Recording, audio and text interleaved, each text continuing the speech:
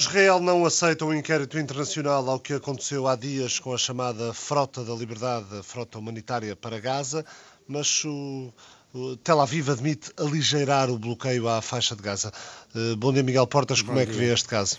Bom, é natural que Israel tenha uma enorme dificuldade em aceitar um inquérito internacional, até porque começam a ser conhecidas efetivamente as circunstâncias do que ocorreu.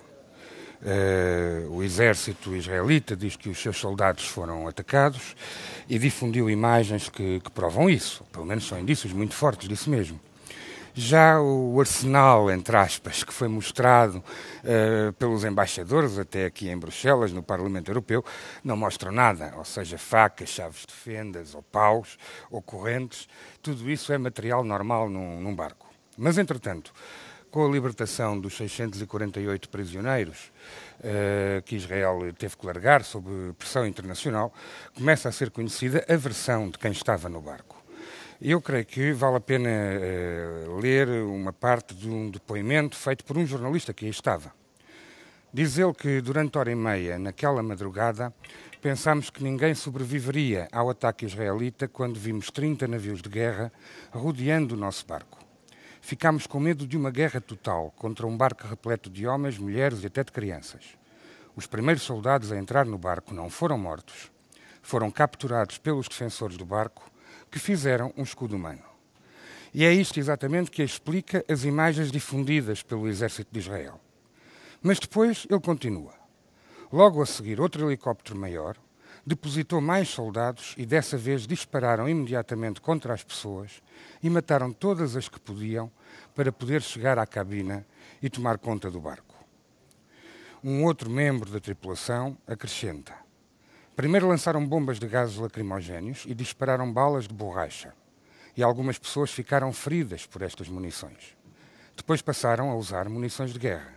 Feriram vários homens e observei que 4 pessoas foram mortas. Vi 2 a morrer ao pé de mim. Um deles tinha uma bala no peito, outro sangrava abundantemente. Descemos e encontramos mais mortos. Havia munições de guerra por todo o lado. E, portanto, eu creio que nós estamos perante uma situação em que é preciso dizer 2 coisas. Primeiro, que só aconteceu o que aconteceu porque houve uma decisão política do governo de Tel Aviv que se pode resumir numa frase: os barcos não chegarão, aconteça o que acontecer. E depois, porque a execução militar dessa decisão política se revelou um desastre sem nome. E é assim, é quase sempre assim, com más execuções de péssimas decisões políticas que ocorrem os banhos de sangue. Mas nada disto pode absolver a decisão política, a mão política, por detrás dos militares. Fazê-lo seria uma indignidade total e uma completa falta de respeito por aqueles que morreram. Miguel Portas, o movimento Free Gaza não esticou demasiado a corda. Israel tinha avisado que não ia permitir. Não poderiam ter recuado, à semelhança do que aconteceu em 92 com o Lusitânia Express à entrada do Mar Timor. O efeito mediático estava conseguido e poupavam-se vidas. O problema é que este mesmo movimento, desde agosto de 2008, que já enviou 9 comboios navais, digamos assim, ou 9 embarcações para Gaza. Só em 3 delas, Tel Aviv não deixou entrar. As outras 5 entraram. E só neste caso, no contexto de um governo de extrema-direita em Israel, é que a ação de impedimento vai e chega até este ponto. Eles podiam ter atirado para as pernas das pessoas. É, aliás, o que dizia uma cineasta israelita que ia no barco. Mas não havia nenhuma razão para não levar a insistência até ao fim.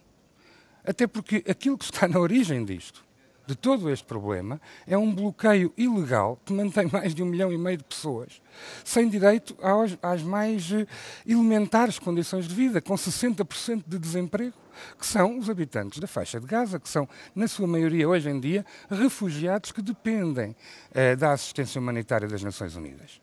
E, portanto, é evidente que um movimento destes quer furar o bloqueio, precisa de furar o bloqueio, precisa de mostrar que não pode haver um Estado que põe sob prisão, embora a céu aberto, 1,5 milhão de pessoas. Isto está para lá de tudo o que é minimamente razoável, ou seja, não é possível considerar que 1,5 milhão de pessoas são prisioneiros de guerra, porque Israel considera o bloqueio como uma forma de guerra. Isto tem que ser quebrado exatamente com coragem pacífica. Não há outra forma de o fazer. Muito obrigado, Miguel Portas, e até para a semana. Nada, tenha um bom fim de semana. Conselho Superior com